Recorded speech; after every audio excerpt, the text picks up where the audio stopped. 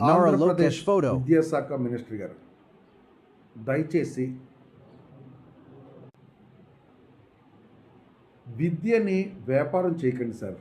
దయచేసి విద్యని వ్యాపారం చేయకండి. ఒక తండ్రి పిల్లల్ని ప్రైవేట్ స్కూల్స్లో చదివించడానికి ఎన్ని అవస్థలు పడతాడో, ఒక తండ్రి తనకున్న అర్హతను పట్టి సార్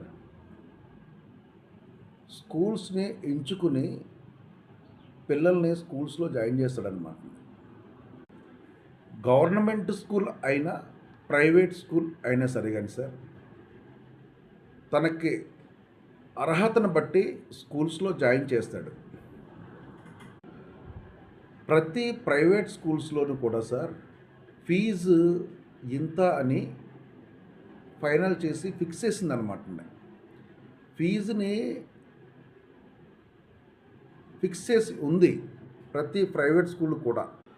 కానీ సార్ బుక్స్ మా దగ్గరే కొనాలి, యూనిఫామ్ మా దగ్గరే కొనాలి, షూస్ మా దగ్గరే కొనాలి, బ్యాగ్ కూడా మా దగ్గరే కొనాలి. ఏంటి సార్ ఇది సిస్టమ్? సార్ వాళ్ళ దగ్గర బుక్స్, షూస్, బ్యాగ్, యూనిఫామ్ కొనకపోతే చదువు రాదా సార్ పిల్లలకి? విద్యని వ్యాపారం చేస్తుంటే సార్, విద్యని వ్యాపారం చేస్తుంటే మనం చూస్తూ ఉంటామండి. మనం చూస్తూనే ఉంటాం విద్యని వ్యాపారం చేస్తుంటే. దయచేసి ఖండించండి సార్, దయచేసి. సార్ మేము చదువుకునే రోజుల్లో సార్ సిలబస్ చేంజ్ అవ్వట్లేదు, చేంజ్ అయ్యే కాదండి. ఆ సిలబస్ మా బంధువుల దగ్గర బుక్స్ తీసుకుని మేము కూడా చదువుకునేవాళ్ళం అనమాట అండి.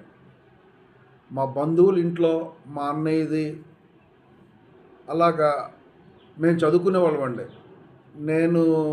నా స్టడీ అయిపోయిన తర్వాత మా తమ్ముడు చదువుకునేవాడు అనమాట అండి. అలాగా జరుగుతూ ఉండేది. బుక్స్ మా దగ్గరే కొనాలి, షూస్ మా దగ్గరే కొనాలి, యూనిఫామ్ మా దగ్గరే కొనాలి, బ్యాగ్ మా దగ్గరే కొనాలి. ఏంటి సార్ ఈ సిస్టమ్? నాకు అర్థం కావట్లేదు. ఏమన్నా తక్కువ రేట్లు ఉంటాయా?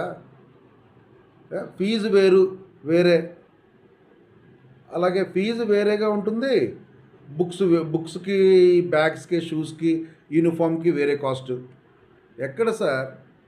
దీన్నే సార్ అంటారు విద్యని వ్యాపారం చేయడం అంటే, దీన్నే అంటారనమాట. ప్రతి ప్రైవేట్ స్కూల్స్లోనూ ఇదే జరుగుతుందండి. దీన్ని ఖండించి మీరు మంచి పేరు తెచ్చుకోండి సార్ దయచేసి, నారా లోకేష్ గారు.